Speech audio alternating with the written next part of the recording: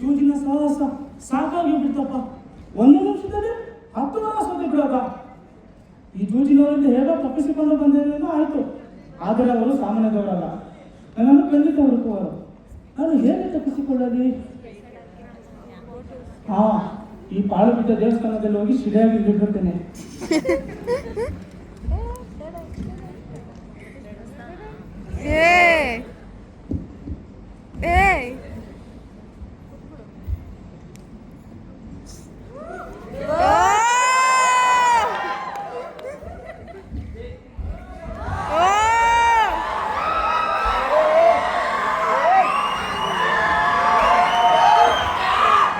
ಅಯ್ಯ ಸವಿತಾ, ಆ ನೀಚ ಸೋತವರ ಕೂಡಲೇ ಹೇಗೆ ಹೊಡೆಯುವುದನ್ನು ನೋಡು.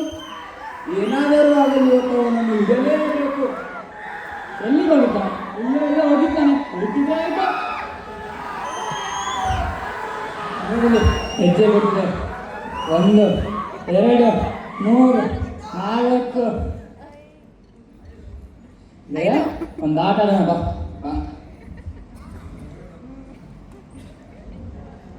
ನಾ ಮೊದಲು ಇಲ್ಲ, ನಾನು ಮೊದಲು ಸ್ಟಾರ್ಟ್ ಮಾಡಿಲ್ಲ. ನಾ ಮೊದಲು ಹಾಕ್ತೀನಿ. ಇಲ್ಲ, ನಾ ಮೊದಲು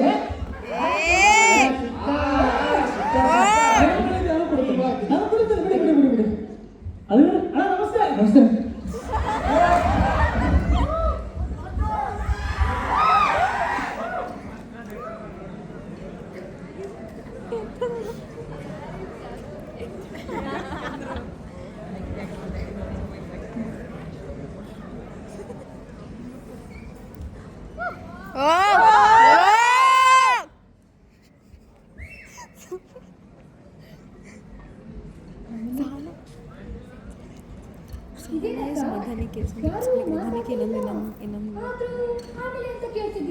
ನಾನೀಗ ಏನು ಹೇಳಿದೆ?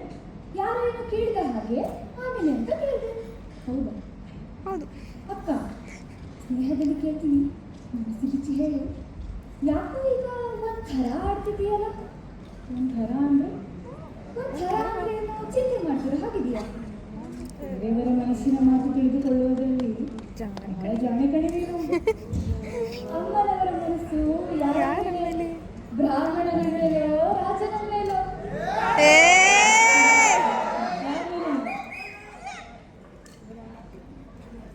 ಅವತ್ತು ನಿನ್ನ ನೊಂದಿಗೆ ಬಂದಿರಲಿಲ್ವೇ? ಆದರೂ ಏನು ಮಾಡ್ತಿದ್ದೆ? ನೀನು ಕಷ್ಟದಲ್ಲಿದ್ದಾಗ ಕಾಪಾಡಿದ್ದೀನಲ್ಲ ಅವನ ಹೆಸರೇನು?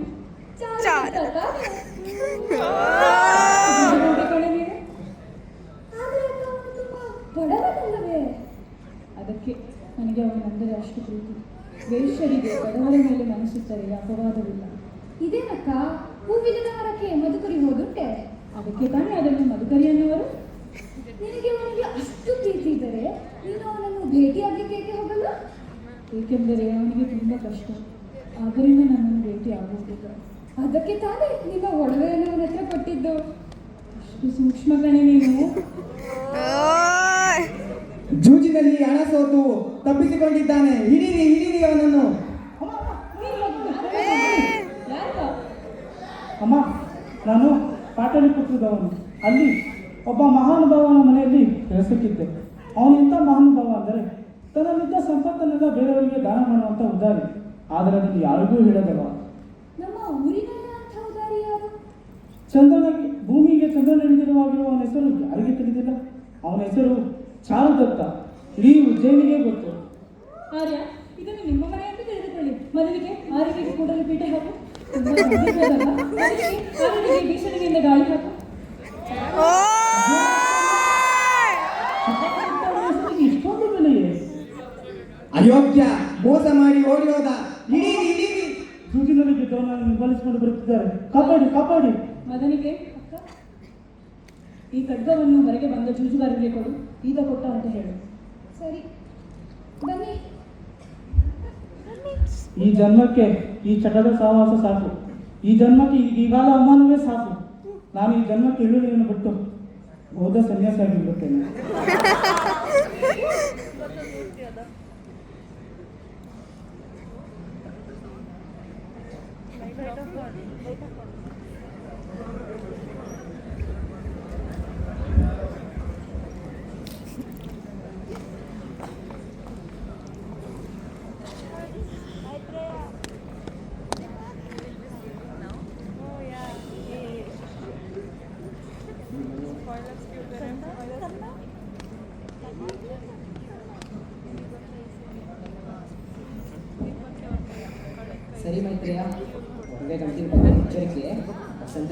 ಹಿಂದಿರಿಸುವವರೆಗೂ ನಮ್ಮದೇ ಜವಾಬ್ದಾರಿ.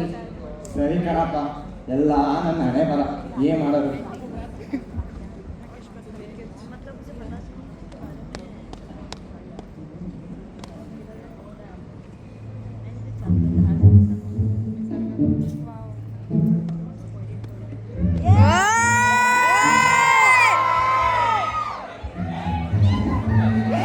ರಾಕೇಶ್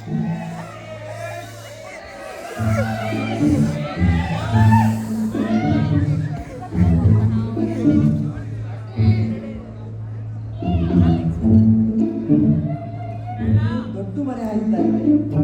ಇಲ್ಲಿ ಕಣ್ಣ ಹಾಕಿದ್ರೆ ಇವತ್ತು ಏನಾದ್ರು ಸಿಗಬಹುದೇನೋ.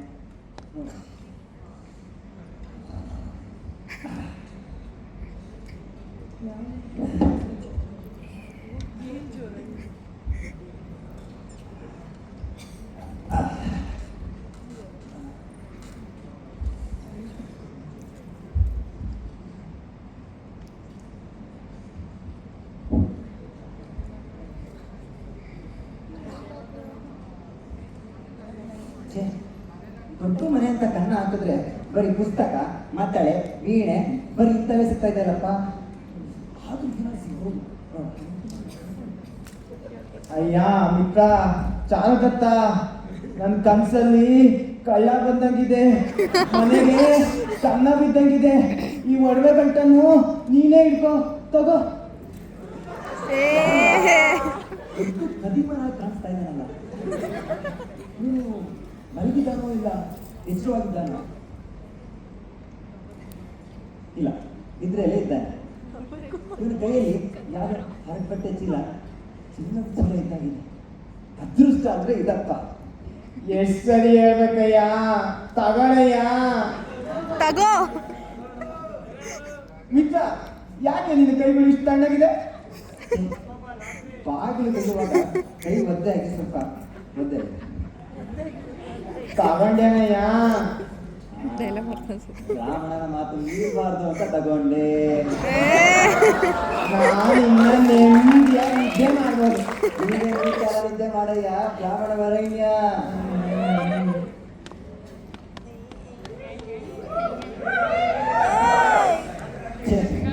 ನನ್ನ ಬದುಕು ಇಂಥ ಬದುಕು. ಬ್ರಾಹ್ಮಣ ಕುಲದಲ್ಲಿ ಹುಟ್ಟಿ ಇಂಥ ಕೆಲಸ ಮಾಡಬೇಕಾಗಿದೆ. ಎಲ್ಲ ಮದನಕ್ಕೆ ಸಲುವಾಗಿ. ಆಕೆಯ ಅನುರಾಗವು ನನ್ನನ್ನು ಈ ಥರ ಮಾಡಿಸ್ತಾ ಇದೆ.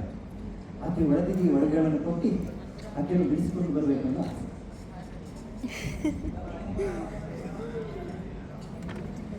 ಏನೋ ಶಬ್ದ ಆಯ್ತಲ್ಲ? ಇವರಿಬ್ರು ನೋಡಿದರೆ ಮಲಗಿದ್ದಾರೆ, ಅಲ್ಲಿ ನೋಡಿದರೆ ಕನ್ನ ಇದೆ. ಕನ್ನ ಕನ್ನ ಕನ್ನ ಅಯ್ಯೋ, ಅರೆ ವೈದ್ಯ, ಇರಿ, ಇರಿ, ಇರಿ.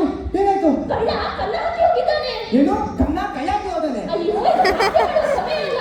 ಅಯ್ಯೋ ಅಯ್ಯಯ್ಯಯ್ಯ ಅಯ್ಯಯ್ಯಯ್ಯ ಮಿತ್ರ ಚಾರುದತ್ತ, ಮನೆಗೆ ಕನ್ನ ಬಿದ್ದಿದೆ. ಏನು ಯಾಕೆ ಹಾಸ್ಯ ಮಾಡ್ತೀಯ ಮಿತ್ರಯ್ಯ? ಆಸೆ ಮಾಡ್ತಿಲ್ಲ ಮಿತ್ರ, ಮನೆಗೆ ನಿಜವಾಗ್ಲೂ ಕನ್ನ ಬಿದ್ದಿದೆ. ಯಾವ ಜಾಗದಲ್ಲಿ? ಈಗ ಇಲ್ಲೇ.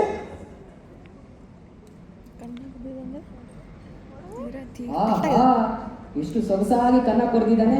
ಕಳ್ಳರಲ್ಲೂ ಇವನೇ ಖುಷಿ ಅಂತ ಕಾಣುತ್ತೆ. ಇದೇನಯ್ಯ ಮಿತ್ರ, ಕಳ್ಳನ ಮಗಳುತ್ತಿದೆಯಲ್ಲಯ್ಯ.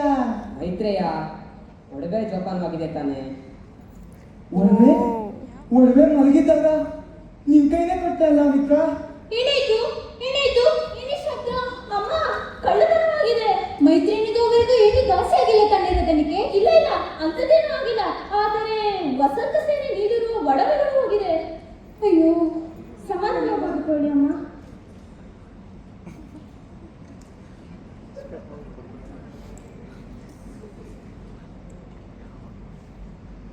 ಏನಿದು? ಅಣಿರೂಪಲಾದ ಹೆಂಡತಿ ದೊರೆತ ಫಲವಿದು. ಏನು? ಈ ರತ್ನಹಾರವನ್ನು ಆ ವಸಂತ ಸೇನೆಗೆ ಒಡವೆ ಗಂಟಿನ ಬದಲಿಗೆ ಒಪ್ಪಿಸಿ. ಇಲ್ಲ ಇಲ್ಲ, ಇದು ಸರಿಯಲ್ಲ. ನಿನ್ನ ತವರಿಂದ ನೀಡಿದ ರತ್ನಹಾರವಿದು. ಇದನ್ನ ಆಕೆಗೆ ಹೇಗೆ ನೀಡಲಿ? ನಿಮ್ಮ ಮನಸ್ಸನ್ನು ಆಕೆಗೆ ನೀಡುವಾಗ ಯೋಚಿಸಿದ್ದೀರೇನು? ಇಲ್ಲ ಅಲ್ಲ. ಛೇ, ಹಾಗೇನು ಬೇಡ. ಯಾರ ಮನಸ್ಸು ಯಾರಿಗೆ ಬರೆಯುವುದೋ ಯಾರಿಗೂ ತಿಳಿಯೋದಿಲ್ಲ ಬೇಕಾಗಿ. ಅದೇನೆಂದು ಯಾಮಾರಿಸುತ್ತೀರೋ, ತೆಗೆದುಕೊಳ್ಳಿ.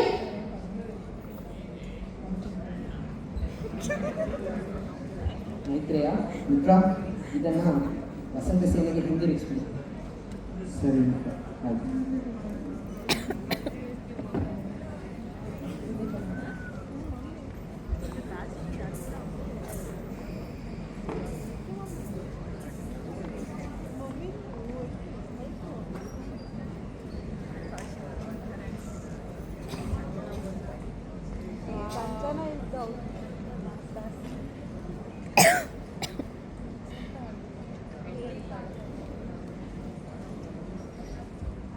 ಮಗನಿಗೆ ಶಾರದಕ್ಕನ ಈ ಭಾವಚಿತ್ರ ಎಷ್ಟು ಸುಂದರವಾಗಿದೆ ಅಲ್ಲ? ಹೌದು, ತುಂಬಾ ಚೆನ್ನಾಗಿದೆ. ನೀನು ನೋಡದೆ ಹೇಗೆ ಹೇಳ್ದೆ ಚೆನ್ನಾಗಿದೆ ಅಂತ? ನೀನು ಅಷ್ಟು ಪ್ರೀತಿಯಿಂದ ಹೇಳಿದ್ರಲ್ಲಕ್ಕ, ಹಂಗೆ. ಪುರುಷರಿಗೆ ಸಹಜವಾದ ಚಾತುರ್ಯದಿಂದ ಈ ಮಾತು ಹೇಳ್ತಿದೆಯೇನು? ಚೆನ್ನಾಯ್ತು ಅಕ್ಕ, ನಮ್ಮಂಥವರೆಲ್ಲ ಸುಳ್ಳಾಡೋ ಜನರೇ. ಅಕ್ಕ, ಯಾವುದೋ ರಥ ಬಂದಂಗಿದೆ. ಶಾರದಕ್ಕನ ರಥವು ನೋಡ್ಕೊಂಡು ಬರ್ತೀನಿ.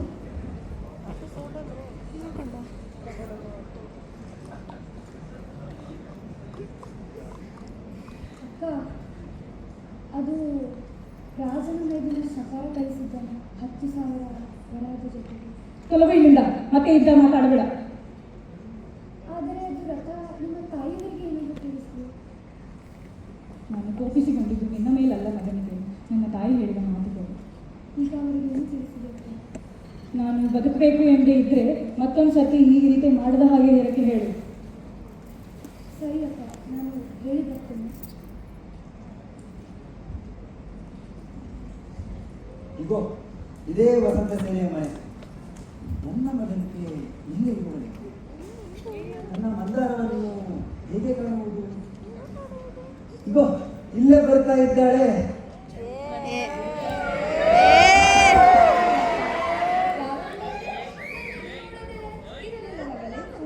ಮಗನಿಗೆ ಯಾರೋ ಗಂಡಸರೊಂದಿಗೆ ಮಾತನಾಡುತ್ತಿದ್ದಾಳಲ್ಲ, ಯಾರೋ ಆಗ್ತಾಯಿರಬೇಕು.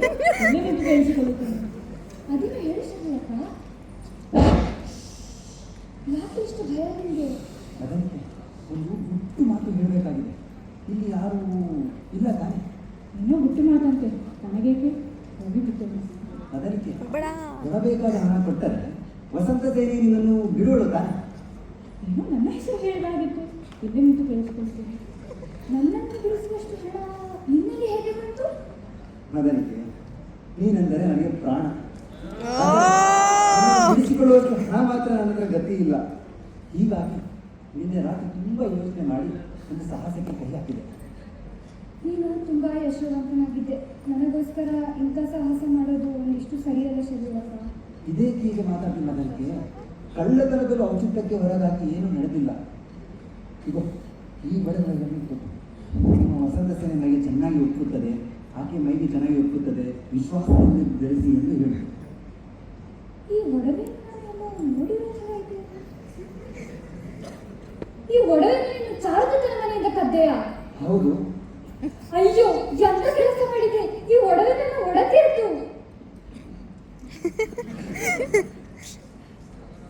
ಶರೀರಕ್ಕ, ಈಗ ನನ್ನ ಮಾತು ಕೇಳು. ಈ ಒಡವೆಯನ್ನು ಅಕ್ಕನಿಗೆ ಚಾರುದತ್ತನೇ ಹಿಂದಿರುಗಿಸಿದ್ದಾನೆ ಅಂತ ಹೇಳೋಣ. ಸರಿ. ಬಾ.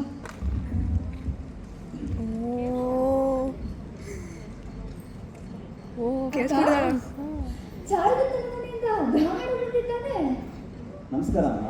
ಅದು ಒಡವೆ ಹಿಂದಿರುಗಿಸಿದ್ದಾನೆ. ಹಾ, ಶಾರದತ್ತ ಹೇಳಿದ್ದ ನನಗೆ ಒಬ್ಬ ಬ್ರಾಹ್ಮಣನನ್ನು ಕಳಿಸುತ್ತೇನೆ, ಅವನೊಂದಿಗೆ ನಿಮ್ಮ ಮಗನಿಗೆಯನ್ನು ಕೊಟ್ಟು ಕಳುಹಿಸಿ ಎಂದು ಹೇಳಿದ್ದ. ನಮ್ಮ ಮಗನಿಗೆ ಏನು ಒಪ್ಪಿಗೆ?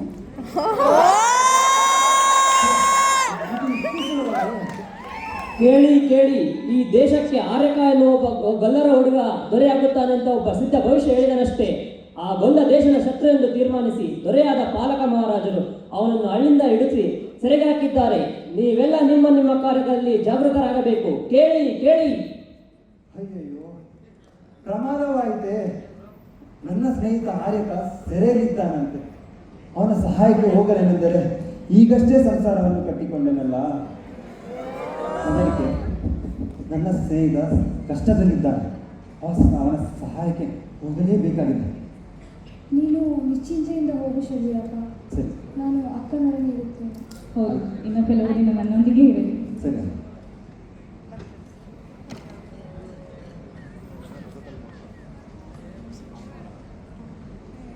ಆದಷ್ಟು ಬೇಗ ಬರುವೆ ಮೊದಲಿಗೆ. ಅವನು ಒಡವೆ ಮಾತ್ರ ಅಲ್ಲ, ನಿನ್ನ ಮನಸ್ಸನ್ನು ಕದ್ದವನು ಅಲ್ಲವೇ ಮಗನಿಗೆ? ಅಕ್ಕ ನಿಮಗೆ ಎಲ್ಲ ಗೊತ್ತಾಗುತ್ತೆ ಅಲ್ಲವೇ? ಅಕ್ಕ ಚಾರುದತ್ತನ ಮನೆಯಿಂದ ಮೈತ್ರೇಯ ಬಂದಿದ್ದಾನೆ. ಬನ್ನಿ ಬನ್ನಿ. ಹಾ ಬಂದೆ ಆಗಿ ಬೇರೆ ಚಾಗದಷ್ಟೇ ಗೊತ್ತಾಯ್ತು. ಆರ್ಯ ವಸಂತ ಸೇನೆಗಳಿಗೆ ನಮಸ್ಕಾರಗಳು.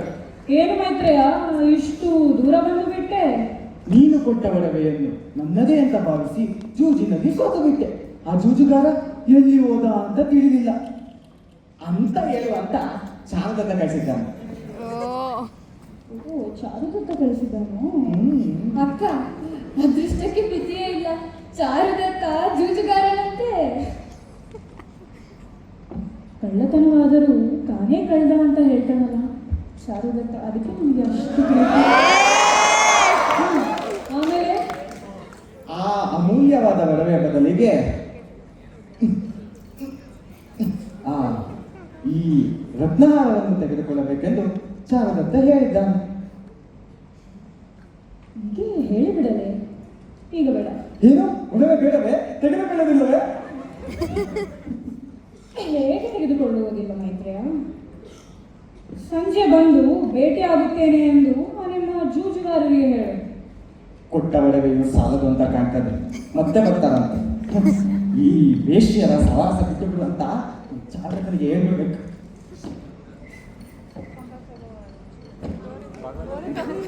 ಮಗನಿಗೆ ಶಾರದತ್ತನ ಹೋಗೋಣ. ಸರಿ ಅಕ್ಕ. ಆದರೆ ಅಕಾಲದಲ್ಲಿ ಮೋಡ ಆಗಿದೆ. ನೋಡು, ಮಳೆ ಬರಲಿ, ಗಾಳಿ ಬೀಸಲಿ, ಮನುಷ್ಯ ನನ್ನವನನ್ನು ಅಂಬರಿಸುವಾಗ ಇದನ್ನೆಲ್ಲ ಲೆಕ್ಕಿಸುವುದಿಲ್ಲ. ಇದನ್ನು ತೆಗೆದಿದೆ, ಹೋಗಿ ಬರೋಣ.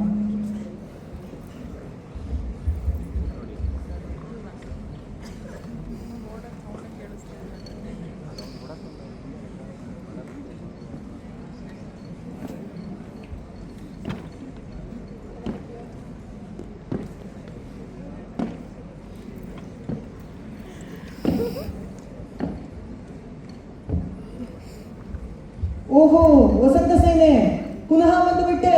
ನಿಮ್ಮ ಜೂಜುಗಾರರಲ್ಲಿ ಅವರು ಶುಷ್ಕೋದ್ಯಾನದಲ್ಲಿದ್ದಾರೆ. ಶುಷ್ಕೋದ್ಯಾನ ಅದ್ಯಾವುದು? ಎಲ್ಲಿ ಕುಡಿಯಲು ತಿನ್ನಲು ಏನು ಇರುವುದಿಲ್ಲವೋ ಅದೇ ಶುಷ್ಕೋದ್ಯಾನ, ನಮ್ಮ ಮನೆ. ಓ, ಮನೆ ವಸಂತ ಸೇನೆ. ವಸಂತ ಸೇನೆ, ಇದು ಬೆಳಗಿನ ದಿನವಲ್ಲ, ವಿಪರೀತ ಕತ್ತಲೆ, ಮಳೆ ಬೇರೆ ಬರೋ ಹಾಗಿದೆ. ಅಂಥದ್ರಲ್ಲಿ ಬಂದಿಲ್ಲ, ಅದೇನು? ಆ ರತ್ನಹಾರದ ಬೆಲೆ ಎಷ್ಟು ಅಂತ ಕೇಳಲಿಕ್ಕೆ ಬಂದದ್ದು. ನಾನು ಹೇಳಿಲ್ವ ಮಿತ್ರ, ನಾವು ಕೊಟ್ಟಿರೋ ಒಳಗೆ ಸಾಲದು ಅಂತ ಮತ್ತೆ ಕೇಳಕ್ ಬಂದಿದ್ದಾರೆ. ನನ್ನ ಯಜಮಾನಿ ನೀವು ಕೊಟ್ಟ ರತ್ನಹಾರವನ್ನು ನಮ್ಮದೇ ಅಂತ ಭಾವಿಸಿ ಜೂಜಿನಲ್ಲಿ ಸೋತು ಬಿಟ್ಲು. ಜೂಜುಗಾರ ಎಲ್ಲಿ ಹೋದ್ನೋ ತಿಳಿಲೇ ಇಲ್ಲ. ಇದೇನಿದು? ನಾನು ಹೇಳಿದ ಮಾತನ್ನೇ ಪುನಃ ಹೇಳ್ತಿದ್ಯಲ್ಲ. ಈಗ ಒಡವೆಯ ಬದಲಿಗೆ ಈ ಒಡವೆಯನ್ನು ತಗೊಳ್ಳಿ. ಅಯ್ಯೋ, ಇದು ನಮ್ಮ ಮನೆಯಲ್ಲಿ ಕಳ್ಳತನವಾದ ಒಡವೆ ಇದು. ಹಾಗಿದ್ರೆ ತುಂಬಾ ಸಂತೋಷ. ಈ ಚಿನ್ನದ ಒಡವೆ ಅದೇ ಎನ್ನುವುದು ನಿಜವೇ? ಹೌದು ಸ್ವಾಮಿ. ಪ್ರಿಯವಾರ್ತೆ ಕೇಳಿ ತುಂಬಾ ಸಂತೋಷ ಆಯಿತು. ತಗೋ, ಈ ಉಂಗುರವನ್ನ ಬಹುಮಾನವಾಗಿ ತಗೋ. ಭಾವಧಾರಕ್ಕೆ ನೀವೆಂದರೆ ಅಷ್ಟು ಪ್ರೀತಿ. ಏನಂದ್ರೆ? ಆರ್ಯ ನನ್ನನ್ನು ಆ ರತ್ನಹಾರದಿಂದ ಅಳೆಯಲು ಹೊರಟಿದ್ದಲ್ಲ, ಅದು ಸರಿಯೇ? ನಿನ್ನ ಆಕ್ಷೇಪಣೆ ಏನೋ ನಿಜ, ಆದರೆ ಈಗ ನಮಗೆ ಬಂದಿರೋ ಬಡತನಕ್ಕೆ ನಮ್ಮ ಒಡವೆಯೇ ಯಾರು ಕತ್ಕೊಂಡು ಹೋದ್ರು ಅಂದರೆ ಈ ಜಗತ್ತು ನಂಬಿಕೆ. ಆದ್ದರಿಂದ ಆ ಹಾರ ಕಳಿಸ್ಕೊಟ್ಟೆ ಅಷ್ಟೇ. ಮತ್ತೆ ವಸಂತ ಸೇನೆ, ಹೊರಗಡೆ ಕತ್ಲಾಗಿದೆ, ಮೋಡ ಕವಿದಿದೆ. ಇಂದು ರಾತ್ರಿ ನೀನು ದಯಮಾಡಿ ಇಲ್ಲೇ ವಿಶ್ರಾಂತಿಸಬೇಕಾಗಿ ವಿನಂತಿ ಬರಬೇಕಿತ್ತು. ಹೌದಾ ಸರ್? ಇವತ್ತು ಇಲ್ಲೇ ಉಂಟು.